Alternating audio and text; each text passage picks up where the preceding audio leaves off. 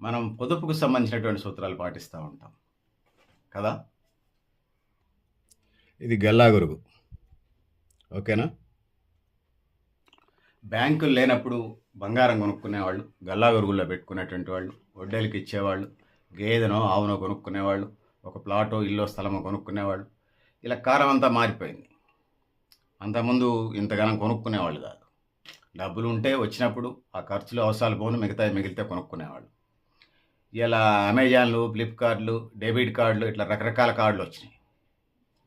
ఒక మామూలు వ్యక్తికి కూడా 10,000 నుంచి 10 లక్షల దాకా, అది 20 లక్షల దాకా అప్పులు చేసేటువంటి అవకాశం వచ్చింది. ఇలా పొదుపు అనేది పోయి దేశం డాలర్ విలువ 74 రూపాయల నుంచి 93 రూపాయల దాకా పెరిగినటువంటి పరిస్థితిని మనం చూస్తున్నాం. ఈ పరిస్థితిలో టూ వీలర్ కొనుక్కోవాలన్నా బంగారం కొనొద్దంటున్నారు. సాక్షాత్తు ప్రధానమంత్రి బంగారం కొనొద్దంటున్నాడు. 15% ట్యాక్స్ విధించాడు. పొదుపు మార్గాల వైపు వెళ్ళటం, డాలర్ విలువ తగ్గటం, రూపాయి విలువ పెరగటం ఆస్కారం ఉంది. ఇంధన వనరులు కొనాలన్నా, బంగారం కొనాలన్నా డాలర్ని బేస్డ్గా కొనాల్సి వస్తుంది. అందుకోసం డాలర్ విలువ ఎంత ఆర్థిక క్లిష్ట పరిస్థితుల్లో డాలర్ విలువ మరింత పెరగటం, రూపాయి విలువ మరింత తగ్గటం, మరింత ఇబ్బందులు గురి చేస్తున్న పరిస్థితిని మనం చూస్తూ ఉన్నాం. అందుకోసం ప్రజలకు సంబంధించి 23,000 టన్నుల బంగారం భారతదేశంలో మూలుగుతూ ఉందట. మళ్ళీ ఇంకీళ్ళు బంగారం కొనడానికి చూస్తూ ఉన్నారు. 23,000-24,000 టన్నులు బంగారం. సో ఇట్లా క్లిష్ట పరిస్థితుల్లో వద్దని చెప్తా ఉన్నారు భారత ప్రధానమంత్రి. ఇది పరిస్థితి. సో ఒక బండి కొనాలన్నా, ఒక కారు కొనాలన్నా, ఒక సైకిల్ కొనాలన్నా, ఏమి కొనాలన్నా ఇలా ఖరీదుగా మారిపోయింది. అవసరమైనటువంటి వస్తువులు కొనుక్కోవచ్చు. నిత్యావసర వస్తువులు అవసరం ఉంటే పిల్లాడికి సైకిల్ కొనాలి, బండి అవసరం లేదు. ఎంప్లాయీకి టూ వీలర్ సరిపోద్ది, కారు అవసరం లేదు. అది మెర్సిడీసో, బెంజో, లేకపోతే స్కోడానో ఇంకొకటి అవసరం లేదు. కానీ అలా ఆ వైపు లగ్జరీస్ వైపు వెళుతూ దేశ సంపదని విదేశీ కంపెనీలకు వెళుతూ ఉన్నాయి. ఇవన్నీ విదేశీ కంపెనీలు చాలా ఉన్నాయి. అది కార్ల కంపెనీలు కావచ్చు, బంగారం కావచ్చు. బంగారం కూడా 160%, 70% విదేశాల మీద డిపెండ్ అవుతూ ఉన్నాం. అందుకోసం ఇప్పుడున్నటువంటి దేశ ఆర్థిక మాన పరిస్థితుల్లో దేశభక్తులందరూ పొదుపు చేయాలి, వృధా ఖర్చు చేయొద్దు. దేశ సంపద భారతదేశంలో వస్తువుల మీదనే అవసరం మేరకు కొనుక్కొని ఆ విధంగా ముందుకు పోవాల్సిన అవసరం ఉంది. సహజంగానే భారతీయుల నెత్తురులోనే పొదుపు అనేది ఉన్నది. ఏమైనా వస్తే ఇంట్లోకి ఏదైనా వస్తువు కొనుక్కుంటారు, బంగారం కొనుక్కుంటారు, బట్టలు కొనుక్కుంటారు, రూపాయి వడ్డీకి ఇస్తారు, రూపాయి బ్యాంకులో వేస్తారు, రూపాయి పెట్టుబడి వ్యవసాయం పెట్టుబడులకు, రేపు ఏదన్నా కుటుంబ అవసరాల నుంచి దాచిపెట్టుకుంటారు. ఆ విధంగా పొదుపు అనేది భారతీయుల బ్లడ్లోనే ఉన్నది. ప్రపంచానికి వచ్చినటువంటి ఆర్థిక మాంద్యాలు, ద్రవ్యోల్బణాలు, డిఫ్లేషన్లు, ఇన్ఫ్లేషన్లు ఏమి భారతీయ సమాజాన్ని ఏమీ చేయలేకపోయింది అనేది ఈ సందర్భంగా నేను తెలియజేసుకుంటా ఉన్నాను. సో ఇది పరిస్థితి పెద్దలారా, మిత్రులారా. సహజంగానే భారతదేశం 4వ ఆర్థిక వ్యవస్థగా ఉన్నది.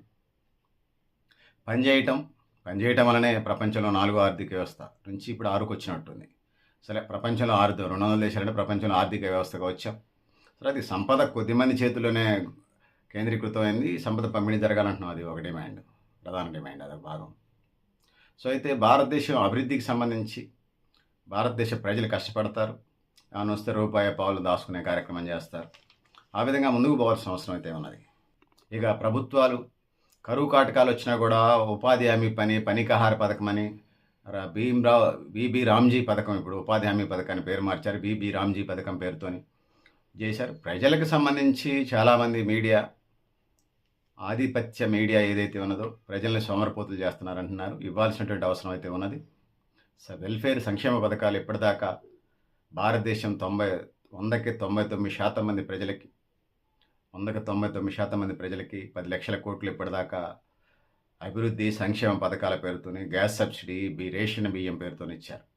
ఈ దేశ ప్రజలు సంపద సృష్టిస్తూ ప్రపంచంలో 6వ ఆర్థిక వ్యవస్థగా చేశారు. ఇంకొకవైపు మల్టీనేషనల్ కంపెనీలు 100కి 1%, 2% ఉండేటువంటి పెట్టుబడిదారులు, ధనవంతులు, క్యాపిటలిస్టులకి ఇలా 56 లక్షల కోట్ల రూపాయలు, 56 లక్షల కోట్లు, 56 లక్షల కోట్లు, 56 లక్షల కోట్ల రూపాయలు ఇలా సబ్సిడీలు, మాఫీల రూపంలో ఇచ్చారు. ఇదంతా ఎవడబ్బ సొమ్ము? ప్రజలు ప్రత్యక్ష పరోక్ష పన్నులు గడితే వచ్చిన డబ్బులు. మధ్యతరగతి, సాధారణ ఉద్యోగులు, ప్రైవేటు ఉద్యోగులు, సామాన్య ప్రజలు ఉప్పు మీద, పప్పు మీద, చింతపండు మీద డైరెక్టు, ఇండైరెక్టు ట్యాక్స్లు కడితే వచ్చిన డబ్బుని వాళ్ళు ఉన్నత వర్గాలకి చేశారు. ఎల్పిజి లిబరల్ 1991, 92లో వచ్చిన ఎల్పిజి అనుభవం కూడా ఇది చెప్తా ఉంది. అత్త సొమ్ము అల్లుడు దానంలాగా తయారైంది తప్పితే మరొకటి లేదు. సో ఇది పరిస్థితి దేశంలో ఉంది.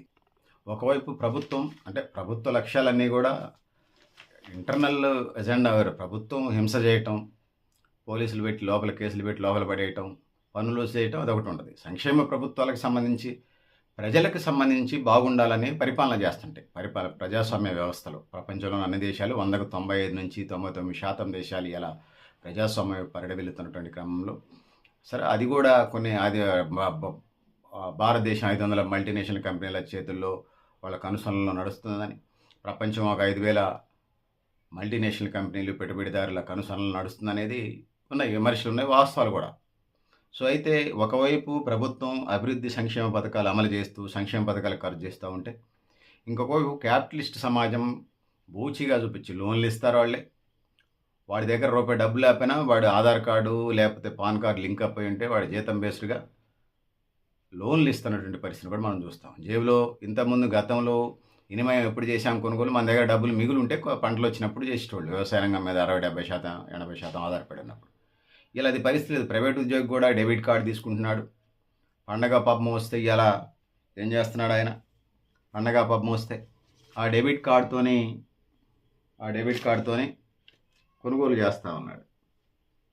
ఇంతకుముందు భారతీయుల బ్లడ్లోనే పొదుపు మంత్రం ఉండేది. ఇలా బహుళజాతి సంస్థలు ప్రదర్శన ప్రభావం జాన్ డ్యూషన్ బరీ చెప్పినటువంటి ప్రదర్శన ప్రభావం. మన దగ్గర డబ్బులు ఉండవు కానీ 2 వీలర్లన్నీ రోడ్డు మీద వెళ్తూ ఉంటే కనిపిస్తూ ఉంటాయి. దానికి వాడు ఏం చేయాలని ఆలోచించినప్పుడు మీరు 10,000 కట్టండి మేము ఇచ్చేస్తానంటాడు ఇన్స్టాల్మెంట్లు. వాడు జీవితం అంతా అప్పులు కట్టడానికి సరిపోతుంటుంది.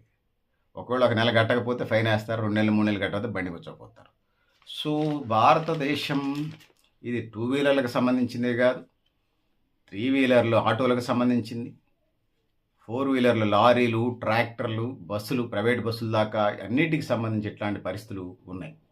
ఇది ప్రజలకే కాదు, ప్రభుత్వాలు కూడా ఇట్లా. మా తెలంగాణ ప్రభుత్వం కూడా అప్పులో ఉంది. కేంద్ర ప్రభుత్వం కూడా ఒక్కొక్క మనిషి మీద 146+ కోట్ల జనాభా ఉంటే ఒక్కొక్క తల మీద ఒక్కొక్క మనిషి మీద 134 కోట్ల 1,34,00,000 రూపాయలు, 1,34,00,000 రూపాయలు అప్పు ఉన్నది. ఒక్కొక్క మనిషి మీద 1,34,00,000 రూపాయలు అప్పు ఉన్నదనేది ఈ సందర్భంగా నేను తెలియజేసుకుంటా ఉన్నాను. ఈ అప్పు స్థితిగతులు ఎలా ఉన్నాయా అంటే, ఇవాళ పుట్టిన పిల్లల దగ్గర నుంచి రేపు చనిపోయే ముసలి వాళ్ళ దాకా ఈ అప్పులు ఉన్నాయి. వీటిని అధిగమించి ముందుకు పోవాల్సిన అవసరం అయితే ఉన్నది. విదేశీ కంపెనీలకు సంబంధించి బంగారము, పెట్రోల్ వీటిని అవసరం ఉన్న కొనకపోవడం, విదేశీ కంపెనీలకు సంబంధించి కొనడం వల్ల మన డబ్బులన్నీ విదేశాలకు పోతున్నాయి. 73 రూపాయలు అనేటువంటి డాలర్ ధర ఇలా $1కి $73, $73 ఇలా 93 రూపాయలు, 73-74 రూపాయలు ఉన్నది. ఇలా 93 రూపాయలు, 94 రూపాయలకి చేరుకున్నటువంటి పరిస్థితిని మనం చూస్తూ ఉన్నాం. ముఖ్యంగా తెలుగు రాష్ట్రాలే కాదు, భారతదేశంలో కూడా డ్యూషన్ బరీ సిద్ధాంతం ఉంటుంది. వాడి దగ్గర డబ్బులు ఉండవు, ఫ్లిప్కార్డో డెబిట్ కార్డో పెడతారు. ఆ ఫ్లిప్కార్డో డెబిట్ కార్డో వల్ల వాడి దగ్గర డబ్బులు లేకపోయినా కొంటాడు. 2 వీలర్ దగ్గర వాడు డబ్బులు లేకపోతే 10,000 డిపాజిట్ చేస్తే 5,000 డిపాజిట్ చేస్తే నెలకింతని ఈఎంఐలు కడతంటే బండి ఇస్తాడు. ఇలా పొదుపుగా జీవించినటువంటి భారతీయులు ఇలా ఏ రోడ్డు చూసినా ట్రాఫిక్ జామ్ అవుతుంది. మండల కేంద్రం దగ్గర నుంచి, పట్టణాల దగ్గర నుంచి, కార్పొరేషన్ దగ్గర నుంచి, గ్రేటర్ మున్సిపల్ కార్పొరేషన్ దాకా ఇలా ట్రాఫిక్ జామ్లు అవుతున్న పరిస్థితిని మనం చూస్తూ ఉన్నాం. వాళ్ళంతా కూడా డబ్బులుండి కొన్నాయి కావు, అప్పులతోనే కొంటా ఉన్నారు. ఆ పరిస్థితి ఒక గ్రామానికో, ఒక పట్టణానికో, ఒక మండలానికో, ఒక ఎమ్మెల్యే సెగ్మెంట్కో, ఒక ఎంపీ సెగ్మెంట్కో, ఒక రాష్ట్రానికో పరిమితం గల యావత్ దేశానికి ఇలా ఒకవైపు ప్రజలకి సంక్షేమ పథకాలు ఉంటాయి, ఇంకొక వైపు ఇలా విపరీతమైనటువంటి ఈఎంఐ అప్పులు మనకి కనిపిస్తూ ఉన్నాయి. అది ఎప్పుడైనా ప్రమాదమే. ఒకవేళ కరోనా లాంటి సమస్య వస్తే వీళ్ళు లక్షలు పెట్టి మళ్ళీ మర్చిపోయారు. కరోనా అప్పులు తీర్చడానికి 2019 నుంచి 2024 దాకా సరిపోయింది. అప్పులు తీరిపోయినప్పుడు పాత జ్ఞాపకాలు మర్చిపోయి మళ్ళీ మొదలుపెట్టారు ఈఎంఐలు, కార్లు, బండ్లు. అప్పుడు అసలు బండ్లు ఇత్తనన్నా కొనటోడు లేడు. అప్పులతోనే ఈజీకి సంబంధించి, ఎందుకంటే ఇల్లు కలిస్తే చాలు, మనం బతికితే చాలన్న సందంగా ఉన్నది. ఇప్పుడు మళ్ళీ మర్చిపోయారు. 2019 కోవిడ్కి సంబంధించిన అంశాలు మర్చిపోయినట్టుకున్నారు. విపరీతంగా ఫ్లిప్కార్డులు, డెబిట్ కార్డులు, ఆ కార్డులు, ఈ కార్డులు, లోన్లు తీసుకొని మళ్ళీ అప్పులు చేస్తూ ఉన్నారు. మళ్ళీ కరోనా లాంటి సమస్య వస్తే మళ్ళీ వీళ్ళంత బేదరిపులు మళ్ళీ ఎవరు రారు. ఇది దేశానికి అంత మంచిది శుభసూచకం కాదు. సాక్షాత్తు భారత ప్రధానమంత్రి అనవసరమైనటువంటి డెస్టినీలు వద్దు, బంగారం కొనొద్దు, విదేశీ సంస్థల నుంచి వస్తువులు అసలే కొనొద్దు, మీకు అవసరమైన మేరకే కొనండి అంటే భారతదేశంలో వినిమయ సంస్కృతి ఏ రేంజ్లో ఉన్నది, పెట్టుబడిదారీ సమాజం, ప్రదర్శనా ప్రభావం, ట్యూషన్ బరీ సిద్ధాంతాలు ఎంత ఇంపాక్ట్ చేస్తున్నాయో భారతీయ ప్రజల్ని సాక్షాత్తు భారత ప్రధాని సూచించాడంటే మనం అర్థం చేసుకోవచ్చు. ఒకవైపు 80 కోట్ల పైగా రేషన్ కార్డులు 100 కోట్ల వైపు వెళ్ళే పరిస్థితులు ఒకవైపు ఉంటాయి. రెండో వైపు కోట్లాది రూపాయల అప్పులు, వందల వేల లక్షల కోట్ల అప్పులు ఇలా కుటుంబాల వారీగా అప్పు చేస్తూ ముందు కూర్చుంటున్నారు. మరి అప్పులే జీవితంగా ఇలా ఎజెండాగా కనపడతా ఉంది. ఈ వినిమయ సంస్కృతి కుటుంబాలకే కాదు యావత్ సమాజానికి, దేశానికి నష్టం చేస్తుందనేది ఇవాళ నేను తెలియజేసుకుంటా ఉన్నాను. ఒక ఇది నేను చాలాసార్లు చదివాను. మనముగా బతికితే పెద్ద ప్రాబ్లం లేదు. ఎదుటోడు ఏం కొనడు, టీవీ కొనడు, వాడికంటే 4 ఇంచులు ఎక్కువ ఉన్న టీవీ కొనాలి. బండి కొనడు, వాడికంటే ఇంకా 10,000 ఎక్కువ ఉన్న బండి కొనాలి. వాడికంటే ఎక్కువ కారు కొనాలి. వాడికంటే కాస్ట్ ఆఫ్ లైవింగ్ ఎక్కువ ఉండాలి. వాడికంటే మంచి ఇల్లు ఉండాలి. ఇన్నిటికి డబ్బులు ఉండాలి కదా. అప్పులు చేయటం, బాధలు పడటం ఇది తప్ప మన స్థాయిలో మనం జీవించితే చాలు. ఆత్మగౌరవంతోనే పని చేసుకొని రూపాయి అర్ధ దాచుకొని ఆ విధంగా బతకాలి, ఆ విధంగా ముందుకు పోవాల్సిన అవసరం ఉందనేది ఈ సందర్భంగా తెలియజేస్తున్నాను. వాడికి ఉంది కాబట్టి మనకి లేదనేది అవసరం లేదు. తోటోడు తొడగోసుకున్నాడని మనం మెడగోసుకోవాల్సిన పని అసలే లేదనేది ఈ సందర్భంగా నేను తెలియజేస్తున్నాను. ఇవాళ ఇంకో ప్రధానమైన సమస్య ఉన్నది వినిమయ సంస్కృతిలో. పాలక వర్గాలు కూడా అట్లనే ఉన్నాయి. ఒకవైపు సంక్షేమ పథకాలు ఇస్తున్నా, రేషన్ కార్డులు 80 కోట్ల నుంచి 100 కోట్లు ఖచ్చితంగా చేసే పరిస్థితి అయితే కనపడతా ఉంది. ఎందుకంటే పేదరికంలో నెట్టే పెడుతున్నారు. పొద్దున్నే లేవగానే టీనో కాఫీనో తాగాలనుకుంటారు. ఇలా బ్లాక్ టీ, గ్రీన్ టీ తాగుతూ ఉన్నారు, సంతోషిద్దాం. రాగి జావా, జొన్న జావా, మిల్లెట్స్కి సంబంధించినటువంటి సిరిధాన్యాలకు సంబంధించినటువంటి జావలు తాగితే సంతోషం.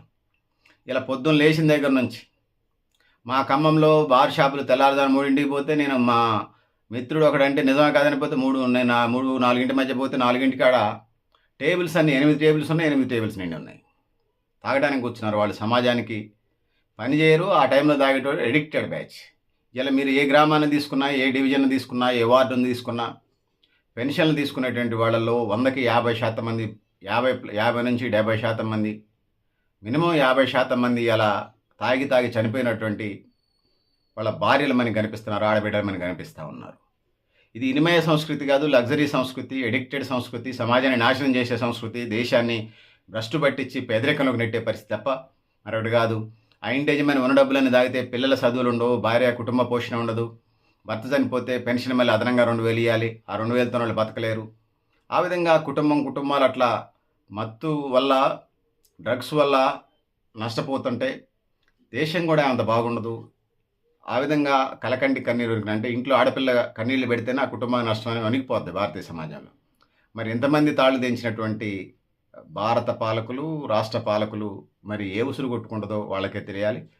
కుటిల రాజకీయ నాయకులకు కూడా ఆ ఉసురు తగిలిద్దని నమ్ముతా ఉన్నాం, చెప్పదలుచుకున్నాను నేను ఈ సందర్భంగా. రైతులకి విబిజి రామ్జీ అంటే గ్రామీణ ఉపాధి హామీ పథకాన్ని టైఅప్ చేయాలట. అది వేరు, ఇది వేరు కదా. అది వ్యవసాయ కూలీ పని, ఇది ఉపాధి హామీ పని, కరువు పనులు. చాలామంది అపర మేధావులు మేతావులు వీళ్ళు ఆ సజెషన్ చేస్తున్నారు వ్యవసాయానికి. కొన్ని పనులు చేయొచ్చు కానీ అచ్చం దానికే పెడితే ఇక గ్రామీణ పనులకు సంబంధించి ఇక చేతులు దులుపుకుందామని చూస్తూ ఉన్నారు. సో ట్రాక్టర్లో హార్వెస్టర్స్ వచ్చినప్పుడు సహజంగానే వలసలు పోతున్నారని గ్రామీణ ఉపాధి హామీ పథకాన్ని ఇప్పుడు ఉన్నటువంటి పేరు మార్చినటువంటి విబిజి రామ్జీ పథకాన్ని ప్రవేశపెట్టారు. ఈ దేశంలో పెట్టుబడిదారులు, బహుళ జాతీయ సంస్థలకు ఇచ్చినటువంటి డబ్బుల గురించి ఈ మీడియా, మెయిన్ స్ట్రీమ్ మీడియా అసలు మాట్లాడదు. పేదలకు ఇచ్చే పథకాల మీదనే ఇలా మాట్లాడే కార్యక్రమాన్ని కనిపిస్తూ ఉంటుంది. ఇట్లాంటి పరిస్థితుల నుంచి ముందుకు పోవాలి. పేదోడి పెళ్ళం అంటే పేటకంతా వదిలే అన్న చందంగా ఇవాళ పేదలంటే ఆడపిల్లని విమర్శించడం నా ఉద్దేశం కాదులే కానీ సమాజంలో అట్లాంటి పరిస్థితులు ఉన్నాయి. పేదలంటే ముఖ్యంగా ఆడపిల్లలైనా, మగపిల్లలైనా, ఆడవాళ్ళైనా, మగవాళ్ళైనా అంత చిన్నచూపు దేశంలో ఉన్నదనేది ఈ సందర్భంగా నేను తెలియజేస్తున్నాను. ఇవాళ ఈ డబ్బులు దొరక్క వడ్డీ వ్యాపారస్తుల దగ్గర, గిరిగిరిల దగ్గర తెచ్చుకొని ప్రజలు అప్పుల పాలవుతున్నారు. సాక్షాత్తు భారత ప్రధానమంత్రి రంగంలోకి దిగినా వాళ్ళు వినే పరిస్థితి ఆలోచించాల్సిన అవసరం ఉంది. సో ప్రజల్ని ఫోన్లు చేసి రెచ్చగొడుతూ లోన్లు ఉన్నాయని తీసుకోండి అని రకరకాల పరిస్థితులు చేస్తూ ఒకనాడు ఉన్నటువంటి డిగ్నిటీ ఆఫ్ లేబర్, శ్రమైక సౌందర్యం మర్చిపోయి ఇవాళ ఇనిమయ సంస్కృతి వైపు కొంటేనే వాడు ప్యాంట్ షర్ట్ కొంటే మందు తాగాలి, వాడు బంగారం కొంటే మందు తాగాలి, టీ పార్టీ అని ఇవ్వాలి, వాడికి ఒక ప్రమోషన్ వస్తే ఏమైనా కొనాలి, కొని పార్టీ చేయాలి, దావత్ తీయాలి, బిర్యానీ పెట్టాలి, బగారా పెట్టాలి, కోడిని కొయ్యాలి, మేకను కొయ్యాలి, గొర్రెను కొయ్యాలి, ఇంకోటి కొయ్యాలి. ఇలా ఇనిమయ సంస్కృతి, లగ్జరీస్ జీవితం కనిపిస్తూ ఉంది. ఇవన్నీ అవసరం. ప్యాంట్ షర్ట్ కొనుక్కుంటే కూడా కనీసం టీ పార్టీ వదిలిపెట్టినటువంటి జనాల్ని ఇలా మనం చూస్తూ ఉన్నాం. 120 సంవత్సరాల్లో తినాల్సినటువంటి ఆహార పదార్థాలని 40 ఏళ్ళకే తిని ఆయుష్యం తగ్గించుకుంటున్నా కూడా సిగ్గురాట్ల వీళ్ళకి. సో పొదుపు మంత్రం ఇయ్యాల. పొదుపు చేస్తున్నంటే వాడు పిసినారోడట, పిరికోడట, చేతగానుడట. ఆ పరిస్థితుల్లోకి నెట్టేయబడ్డాం. ఇలా కొంతమంది, అందరూ గాను ఒక 5-10% ఆడవాళ్ళు, మొగుడు తాగుడు అలవాటు ఉండాలి కానీ కొద్ది తాగాలట. తాగుబోతు ముండా కొడుకులు వీళ్ళు. వామిటింగ్ వస్తే నాకు దాని గురించి మాట్లాడాలండి. సో ఈ విధంగా అప్పుల ఊబిలో కూరుకుపోయినటువంటి దేశాన్ని మనం నిర్మించుదామని అనుకోవట్లేదు. మంచి దేశాన్ని నిర్మించుదాం. అప్పులు లేనటువంటి, ఇనిమయ సంస్కృతి లేనటువంటి, అవసరమైన మేరకే కొనుగోలు చేసేటువంటి వ్యవస్థ నిర్మించే ప్రయత్నం చేద్దాం. రాష్ట్రానికి, తెలంగాణ రాష్ట్రానికి అప్పులు పుట్టే పరిస్థితుందా? 29 రాష్ట్రాల్లో ఎన్ని రాష్ట్రాలకి అప్పులు ఇచ్చే పరిస్థితి ఉన్నది? ఏమైనా ఎసెట్స్ చూస్తేనే ఇస్తారు ఎవరైనా. ఒక వ్యక్తి ఒక వడ్డీ వ్యాపారస్తు చేయాలంటే వాడికి ఇల్లు పొలం ఉంటేనే ఇస్తాడు. రోడ్డున బేకారిగాడికి, బెగ్గరగాడికి ఎవరు డబ్బు లేరు. రాష్ట్రాలకు సంబంధించి కూడా ఏమైనా బ్యాక్గ్రౌండ్ చూసి ఇస్తారు, వీళ్ళు తీర్చగలరా లేదనేది. అలాంటి పరిస్థితులు ఉన్నాయి. సో 29 రాష్ట్రాలకు అట్లాంటి పరిస్థితులు ఉన్నాయి. అప్పుల పాలయ్యే పరిస్థితి నుంచి మనం బయటికి రావాలి. ఆ విధంగా ముందుకు పోవాలి. దుబారా ఖర్చులు తగ్గించుకొని ముందుకు పోవాలి. అశ్వమేధ యాగం, రాజశ్వ యాగం చేస్తుంది ఎన్డీఏ కూటమి దేశంలో. 29 రాష్ట్రాల్లో 21 రాష్ట్రాలు ఎన్డీఏ కూటమి ఆధీనంలో ఉన్నాయి. సో ఈ పరిస్థితుల్లో ఏదైతే ఉన్నదో, ఈ పరిస్థితుల నుంచి ముందుకు వెళ్లాల్సిన అవసరం ఉన్నది. అశ్వమేధ యాగాలు, రాజశ్వ యాగాలు చేసుకున్నా ప్రజల్ని ఇనిమయ కల్చర్ నుంచి స్వదేశీ ఉద్యమం వైపు, తద్వారా అవసరమైన మేరకు కొనుగోలు చేసుకునే వైపుగా మళ్ళించాల్సిన అవసరం ఉన్నది. దుబారాలు దురలవాట్లకి దూరంగా ఉంచాల్సిన అవసరం ఉన్నది. అందుకు ఎన్డీఏ కూటమి కృషి చేయాలి. ఇంకా దేశంలో ఉన్నటువంటి రాజకీయ పక్షాలు కూడా, రాజకీయ పార్టీలు కృషి చేయాలి. ముఖ్యంగా ఎన్జిఓస్, వాలంటీర్ ఆర్గనైజేషన్స్ పనిచేయాలి. నెహ్రూ యువ కేంద్రాలు పనిచేయాలి. ప్రజలకి అవగాహన కల్పించి, చైతన్యపరిచి భవిష్యత్ కార్యాచరణ చేయటం ద్వారా ఈ దేశం ముందుకు పోవడానికి ఆస్కారం ఉంటుంది. ఈ దేశం అడుగులు వేయడానికి ఆస్కారం ఉంటుంది. ఈ దేశం ఆర్థిక సంక్షోభాల నుంచి బయటపడటానికి ఆస్కారం ఉంటుంది. ఈ దేశం అనేక ఇబ్బందుల నుంచి బయటపడటానికి ఆస్కారం ఉంటుంది. ఈ దేశం అప్పుల ఊబిలో కూరుకోకుండా ఆస్కారం ఉంటుంది. ఒక వెనెజులా, ఒక పాకిస్తాన్, ఒక శ్రీలంక, ఒక నేపాల్, ఇట్లా జంజడ్లు వైజడ్లు బారిన పడకుండా, అంటే అప్పుల పాలైనప్పుడు, ఎక్కువైనప్పుడు, అవి తీర్చలేనప్పుడు అనేక సమస్యలు వస్తాయి. అది కుటుంబమైనా, రాష్ట్రమైనా, దేశమైనా. ఆ విధంగా అప్పులు తగ్గించుకుంటూ, ఇనిమయ సంస్కృతిని తగ్గించుకుంటూ, అవసరమైన మేరకే వస్తువులు కొనుగోలు చేసుకుంటూ, ఆ విధంగా ముందుకు పోతూ, అంతో రూపాయో, పావలో, బేడో, అర్ధో, 5, 10, 100, 1000 పొదుపు చేసుకుంటూ ముందుకు పోవాల్సిన అవసరం ఉంది. అది కుటుంబానికైనా, జిల్లాకైనా, రాష్ట్రానికైనా, దేశానికైనా. మళ్ళీ చెప్తాను, కుటుంబానికైనా, రాష్ట్రానికైనా, దేశానికైనా, యావత్ ప్రపంచానికి పొదుపు సూత్రం అనేది మైండ్లో ఉండాలి. మెడ పైభాగంలో మెదడు ఉంటుంది. మీకు కనిపించడం కోసం ఇట్లా అంటున్నాను. తలలో మెదడు ఉంటుంది కాబట్టి ఎవరికైనా మెడ పైభాగంలో మెదడు ఉంటుంది. సో ఎవరైనా ఆ వైపుకు అడుగులు వేయాల్సిన అవసరం ఉంది. అవసరమైన వస్తువులు కొనండి. మళ్ళీ నరేంద్ర మోడీ పెద్దనాన్న డైలాగ్ని, నినాదాలని చెప్తూ అవసరమైన వస్తువులు మాత్రమే కొనండి, పొదుపు పాటించండి. విదేశీ మార్గద్రవ్యం నిల్వలు కరిగిపోయే, డాలర్ విలువను పెంచే, రూపాయి విలువను తగ్గించేటువంటి వస్తువులు వినిమయం చేయకండి. బంగారాన్ని అసలు కొనకండి. సో ఆ విధంగా ముందుకు పోవాల్సి వస్తుంది. ట్రోల్ చేస్తున్నారు ప్రధానమంత్రి మాటల్ని. ప్రధానమంత్రి బంగారం కొనలేదని పెళ్ళి దాంట్లో ఇది చేస్తూ ఉన్నారు. మంగళసూత్రాలు మట్టి కొనుక్కోండి. లక్షలు 10 లక్షలు, 20 లక్షలు, 50 లక్షలు, కోటి రూపాయలు బంగారాలు కొంటున్నారండి. కోటి కంటే ఎక్కువ. ఇలా పరిస్థితులు ఉన్నాయి.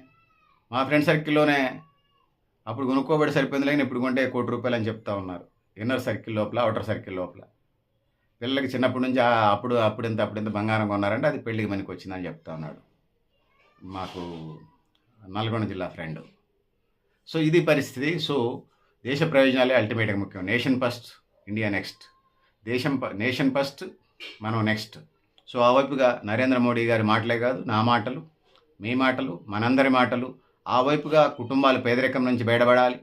అవసరం మేరకు వస్తువులు కొనుక్కోవాలి. ఇనిమయ సంస్కృతిని తగ్గించాలి. పొదుపు ఫార్ములా పాటించాలి.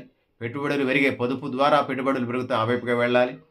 పెట్టుబడిదారులు ఆశ చూపేటువంటి కార్యక్రమాలకి, తాయిలాలకు ఇది కాకుండా ఫ్లిప్కార్ట్లు, బ్యాంక్ లోన్లు, వడ్డీ వ్యాపారులు వేసే ఎర్రలకి బలి కాకుండా వినిమయ సంస్కృతిని పాతాళంలో దక్కి పొదుపు సంస్కృతిని పెంచి అవసరం మేరకే వస్తువులు లేకపోతే వాటి ఆహార పదార్థాలు నిత్యావసర వస్తువులు కొనుక్కొని ఆ విధంగా ముందుకు పోవాల్సిన అవసరం ఉందనేది తెలియజేసుకుంటూ, సో పెద్దలారా మిత్రులారా, మీరు కూడా మీ అభిప్రాయాలను కామెంట్ బాక్స్లో రాయనని తెలియజేస్తూ, నేను గరిడేపల్లి సత్యనారాయణ, న్యూ లక్ష్య ఆర్గనైజేషన్. థ్యాంక్ యూ ఉండాలి పెద్దలారా మిత్రులారా.